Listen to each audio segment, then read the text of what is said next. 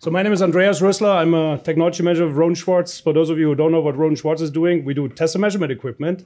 And at the dawn of using AI, ML in wireless communication, of course, I always argue that the last thing that people think about is how to test all this stuff. Models, lifecycle management, things like that. And then you go to events like this and have a lunch conversation that Tseng and actually I had with a couple of other colleagues here, and you're proven wrong, right? So that's the very first thing. And it makes totally sense while the event like the San Diego Wireless Summit and every other event is very important to have this exchange. So with that, I would like to introduce the panelists here real quick. And detailed biographies you can find on the website. So is Tara here, professor at UCSD and IEEE fellow. We have Ravi Kiran Gopalan, co-founder and CTO at IRA Technologies. We have Deepak Vashit, assistant professor at the University of Illinois, and then Tsang Yu, senior director here at Qualcomm. And in contrast to what John jokingly mentioned this morning, how generative AI is used in the annual review process at companies, we want to talk about generative AI in wireless comms. And also, like Robert said this morning, that he was so disappointed that none of the panelists used any slides. And so there was no time for communication and or discussion. We definitely decided to change that and do the impossible. Make up time, which I don't know how we should do that, because that breaks physics, as we all know, right? And then do slides and have a discussion and also involve you. So let's see if we can make that happen. And without any further ado, I will advance here the slides, and we will start with Tara real quick and give us her view and vision on generative AI and wireless and what are the opportunities and challenges, which I ask all the panelists to give us their particular vision on. Tara? Yeah, so really I have 2 slides and it's really 1.5. So it's hard to compress as much as we are good at compression. It's hard to compress all I think about the opportunities in terms of generative AI in ML. So instead I picked one example that is close to my heart. It sort of resurrects a lot of the ideas from my PhD work on tactical networks for casualty care, sort of emergency response networks on demand. And where I see the role of generative AI is really sort of cutting across advances that have been made in the 3 domains. They sort of we are seeing a lot of advances in terms of multi-agent robotics, delivering, creating mobile access points and whatnot, to even delivering some of the aspects of diagnostics, such as improving the quality of data that you're collecting. The wireless, of course, we are here, and a lot of advances on connectivity, and then finally, the sort of an AI for decision support. Sort of applications of AI. So where I see these generative models, and this was discussed in the morning panels and as well as the speakers, is really where I see is the interaction between these generative models that really cut across these modalities and these technologies. And this goes back into building digital twins and maybe more complicated generative models than the traditional ray tracers that we have inherited from a long time ago, and sort of really building on these interactive models of doing this. And in doing so, sorry, it's really hard to decide, I should have listened to you. And really in doing so, we would really like to push this frontier in terms of visualizing, predicting, and responding in a classical sense. But that brings me to the challenge. The challenge is really where I see is data, and really how would you actually use the data to build models, to infer models?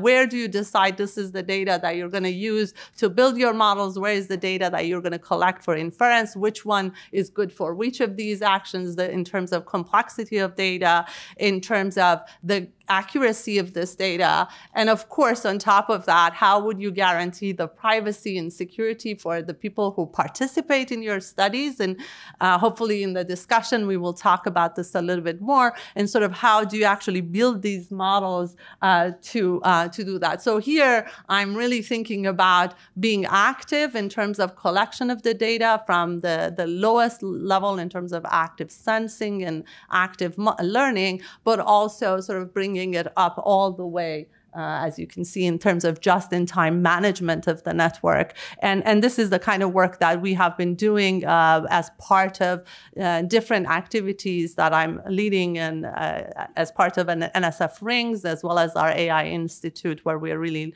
looking at optimization of the networks. So with that, I give you 30 seconds. You make up. Awesome. Thank you, Tara. Ravi? Thanks, Andreas. Andreas said, I'll give you 4 minutes to talk about what we do. So I said, OK, let's use some slides. Just click Is this one? Yeah, okay. Two times. OK, so I'm going to talk a little bit more about who we are, IRA Technologies, what do we do, and we have a Gen AI product that we'll kind of double click on and talk more about it. We were started in 2019 with the vision of bringing machine learning into wireless. It wasn't as much of a foregone conclusion as it is today. Looking back, it seems like a very obvious thing to do. But back in 2019, there was still a lot of question marks on what can be achieved. Is this a good idea or not? But who started it? Bunch of ex-Qualcomm folks. Anand, who has been in Qualcomm for a decade or so. Myself, I spent a decade at Qualcomm before going and starting this. And then Pramod, who might be familiar to this audience. We initially started off trying to commercialize some of the work that Pramod and Sriram had done. And then we went further beyond later. In terms of what we do today, we have, I would say, 3 different product lines. We started off doing beam management. This is how to use machine learning at the physical layer by doing better channel estimation, channel prediction, so that massive MIMO and multi-user MIMO goals can be achieved even in the presence of mobility. Happy to say that we are in the middle of a couple of POCs and OTA tests on that, having proven this out in cabled environment multiple times. So good progress there. Then we went one layer up where we started doing management of the network. How do you manage the state of the network, radio states, power, as well as MIMO states of the network by using machine learning. We are building that as an RApp for those who are familiar with the ORAN terminology. And then the latest product is RAN GPT, which is our way of bringing Gen AI to telcos, allowing telcos to improve their operational efficiency, code generation, and essentially data wrangling. Think of it as doing all the 80% of the heavy lifting, validating and formatting data so that the experts can be left to do what they are best at, instead of spending a lot of time just moving data from one data source to the other. So I'll run a video of what we do on RAN GPT. I'll talk about the architecture later one-on-one if you have questions. We do think of it as a hybrid split architecture with an app element running on the SMO and a software element running on the cloud. But let's, I'll come back to the use cases. I'll run the video so that you guys know what I'm talking about on RAN GPT.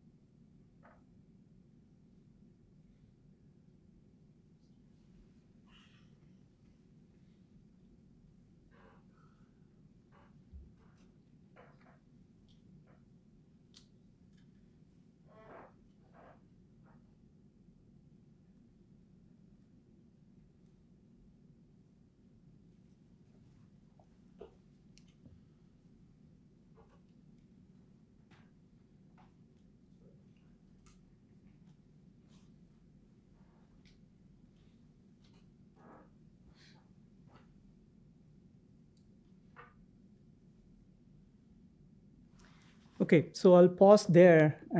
It's just continuing. So that was one workflow. That is, how do you use RAN-GPT as a platform to manage an incident? Let's say you are a network expert. You have all the data in the world that's being produced by the network. You have an incident to manage. How do we do that quickly? How do we improve the efficiency of the operator?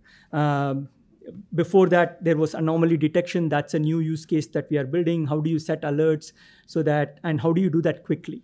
And then the last one, which we already showed, is how do you build small automations that can be run on the network? And we can talk more about this in the discussions.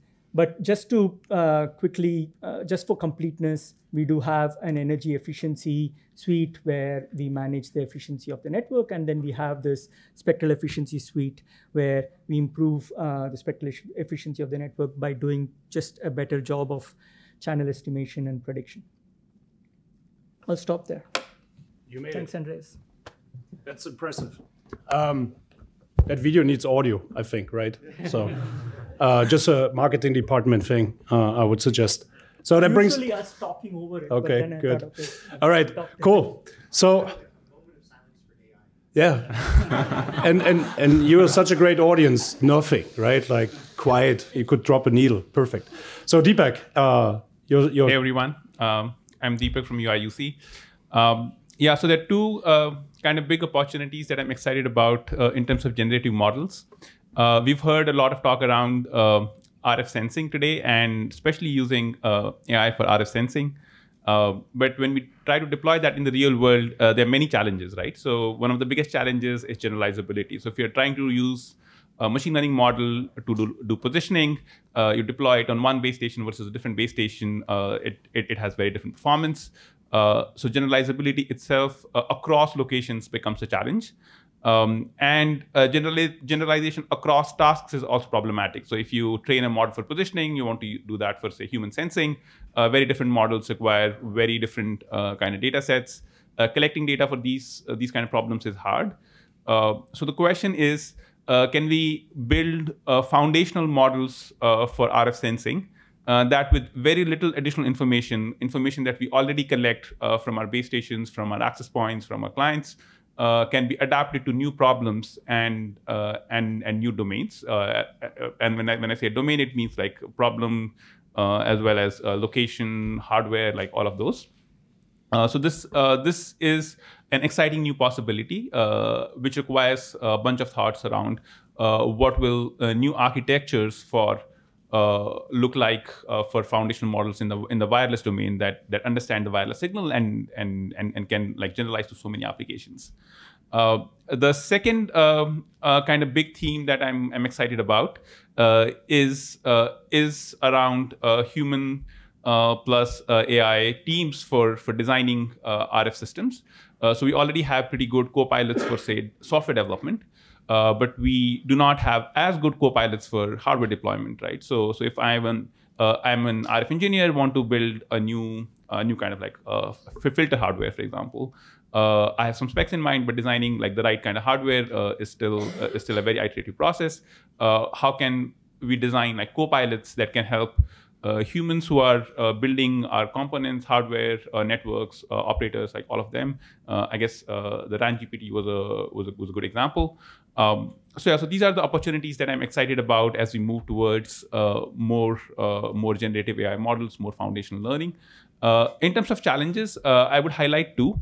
One kind of challenge that's important is reliability, right? So we are developing like critical infrastructure. If we leave it to AI, like what are the failure cases that emerge either in like adversarial or non-adversarial settings? They're quite important to understand and look into. And the second kind of challenge that I'm excited about, that I'm thinking about, is interpretability, right? So at the end of the day, when we deploy these solutions in networks, when things go wrong, like how do we know what went wrong and what can we do about it? And when I say we, like we varies in expertise, right? So the developers of those systems can potentially debug these systems, but can like like an operator or like someone who's actually deploying the network in the field, like debug and interpret and understand these systems. So those are the kind of like main themes of challenges and opportunities that I'm excited about. I guess that's my time. I'll hand over to Tae-san for the next bit. Yeah, Tae-san, your choice. Thank you. So yeah, I want to actually continue on the foundation model for wireless communications. So Ravi talked about RAN GPT. That was for telco, but here I'm more talking about wireless communications over the air, and then thinking of what we could do, just like LLMs for the natural language. Can you think of some foundation models for the wireless communications, and what could they be? So I can roughly think of two things. One is the propagation channel modeling. That's for the wireless, right? And the other one is modeling the link between the network and device, the communication and protocol link between these two devices. Can you do something, right? So on the propagation modeling sides, we can think of, so I put the diffusion model there as an example, but we can imagine having some kind of either textual or some kind of feature description of the propagation environment, or this could be 3D map or other information that describes the features of the site and other propagation characteristics. And then can we train some foundation model that can give us realistic channel samples on the query locations? And why this is important? Because a lot of problems that we are talking about using AI/ML for wireless, such as channel compression, prediction, beam prediction, sensing, positioning, they all relate to propagation channel conditions. So having this kind of foundation model will really help all those related downstream tasks. So that's one part. Another part is the capturing network device interaction. So just like LLMs for natural language, we can think of various languages at the protocol level, TCP and RRC protocols, and the link level languages between the network and devices. So the idea is, can we train some foundation models, just like LLMs, on these synthetic machine languages between the network and UE? And why is that important? Of course, there are many use cases, including schedule optimization and mobility optimization and things like that, that requires modeling interaction between these different entities. And this will be really useful. And of course, there are challenges. I think many panelists already discussed, where do we get the data set, large scale data set, and then Deepak also talked about interpretability and debuggability, so maybe I don't need to elaborate them. One thing I'd like to add is about the trade-off between complexity and then how much we want the model to be generalizable and foundational, which will require a big model. Especially if you want to run these models on the device, then the complexity is very important. So that's something that I think we need to be very careful. Yep, so that's all I have. Perfect. Thank you, Tae-sang. So I would like to continue that I asked each of my panelists a question to dive a little bit deeper into their statements. And now starting with Tae-sang. So we all know that AI/ML is introduced, or the framework is introduced with 5G Advanced Release 18 and 19. And from a test and measurement point of view, I already mentioned that two-sided models are very interesting, right? Because it involves the UE and the network. And I guess almost everybody in this room believes that with 6G, we will support an AI native air interface, right?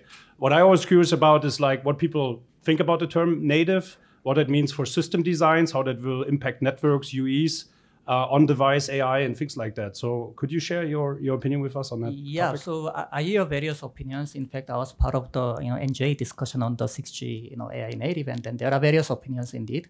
What I think of two aspects. One is, I think something that Ting-Fang already mentioned earlier, and then that's something already that's happening in the 5G Advanced, in the two-sided models, right? So basically CSI, compression and recovery using neural network, right? So that's kind of a new framework in the sense that instead of specifying all the details of how the compression should happen, now we are specifying a framework of two-sided AML model operation that will allow these actual compression algorithms to evolve without changing the standards. So that's partial specification in standards. I think that's a starting point. We can think of similar frameworks across some different protocol stacks, coding, modulation, multiplexing, 5 meg RLC and TCP, right? So I think it's a groundwork which I think will evolve and then become part of the 6G. So that's I would say one part of the AI native air interface. The other one is also something related to I think what Daniel mentioned about the role of when we apply AI/ML, right? And then there's also some related to the localized models.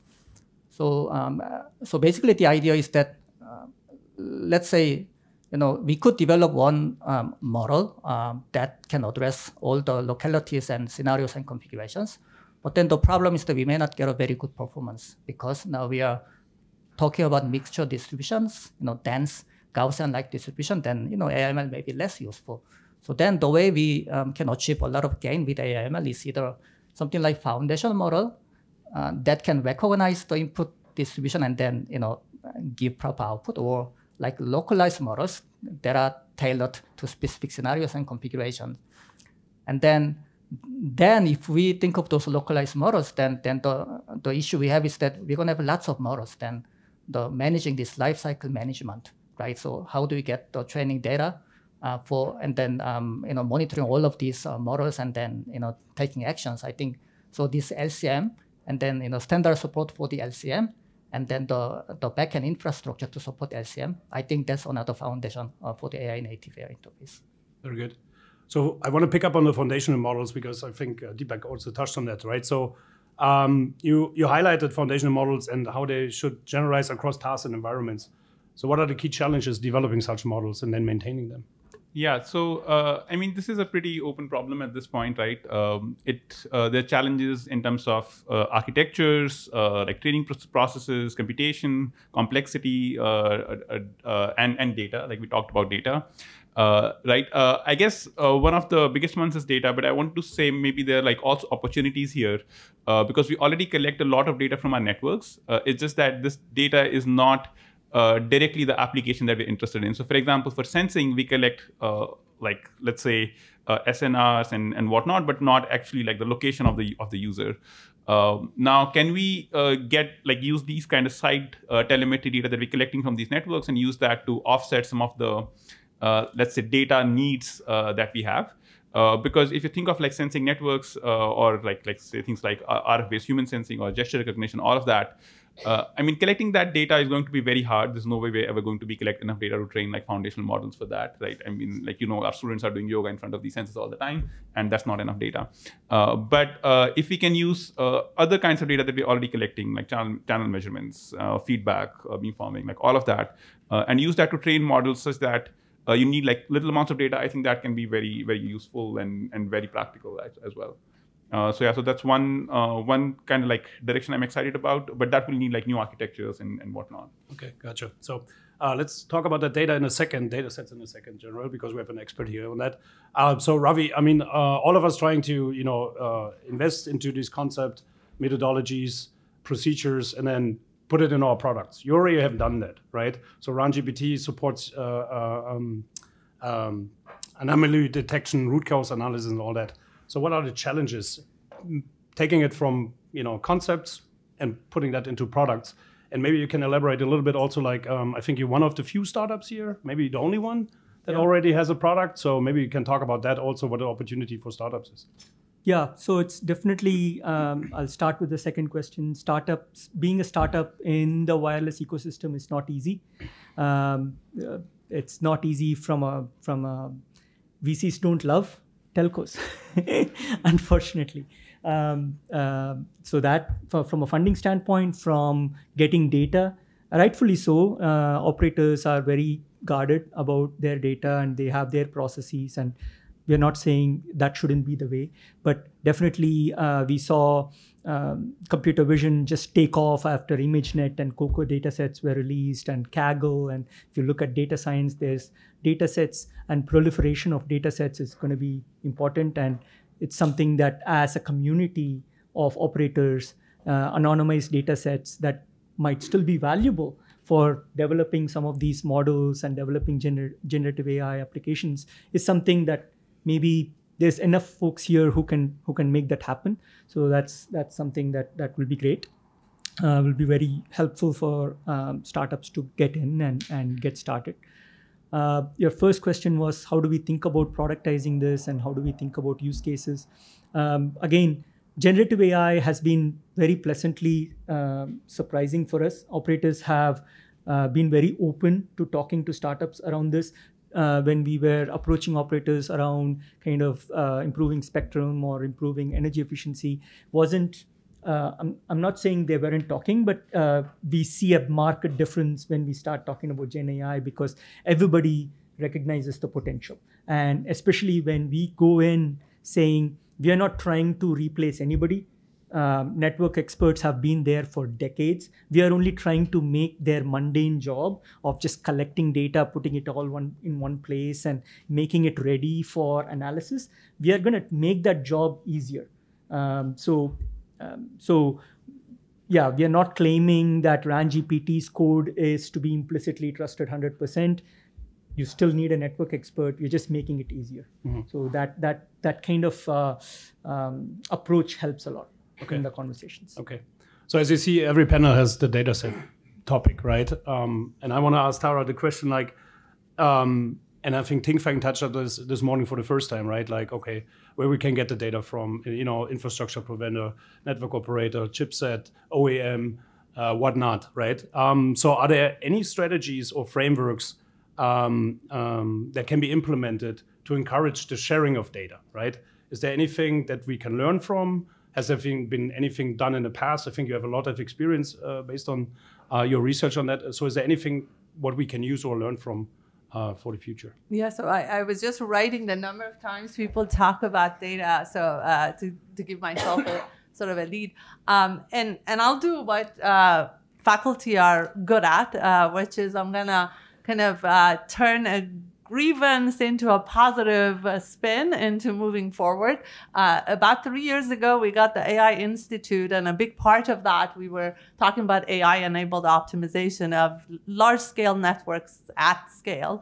And I talked to many of you. I'm not going to look at you particularly. I'm going to look at Sujit, who is not one of the people I talked to ask for data sets. So really, and I learned the hard way, for privacy reasons, for value, economic reasons and whatnot, I'm not going to get data from at that point, I was really lacking the framework of what that means. So instead, as I said, I will put a positive spin. Academics, we never stop when we are told something doesn't exist and we think it's really needed for our research.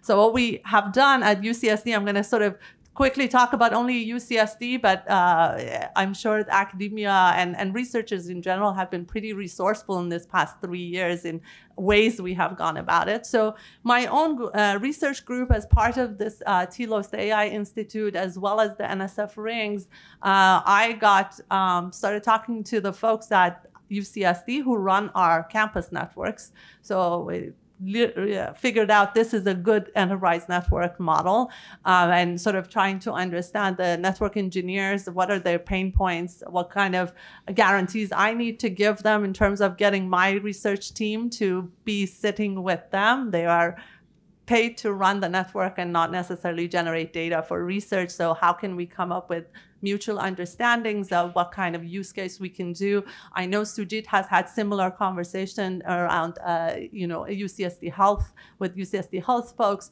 So we really didn't sit still.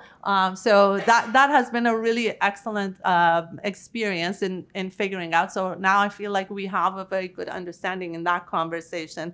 And then I'm very happy about where we're going to go next. So we have done, in case you're interested, we have been involved with the networks folks here at UCSD to do anomaly detection. We have really, and my work is very much like, how do you actually scale back information? If you look at what a network engineer these days has access to data, it's immense, and none of their devices are set up to really look at all of that data at the same time. And this is where my own research has been really important. It's like actively acquiring what signals tell you what models to build that are generalizable, but what models are specific to this instance that I can actually tell you something about the specificity of this moment's anomaly, for example. So we have done a lot of work in that, but I'm particularly really interested looking forward, working with Xin Yu and really using these methods to cut back on data that is needed to build the kind of foundational models, that the neural representations for RF side, we really think we can severely cut back on 100 measurements per square feet. We think is just insane if you have to do that all the time for learning every model in every room. So that is super exciting to me. I'm talking a lot to Nuria, and try to really bring to our understandings together. She's done these ML challenges for the research community, and we think that should be another sort of a piece of puzzle that should be brought together. And then I think I have I've got the permission from Sujit to put the teaser that tune in. He will be sending information, and we are really thinking have a ongoing conversation at CWC as how can we actually build these frameworks and extend it for data sharing and collaboration. Okay, so we got 11 seconds left, or why is the clock red blinking? It means, oh, we are over. So I have one thing to accomplish, right? The fourth point, we need a question from the audience. So anybody?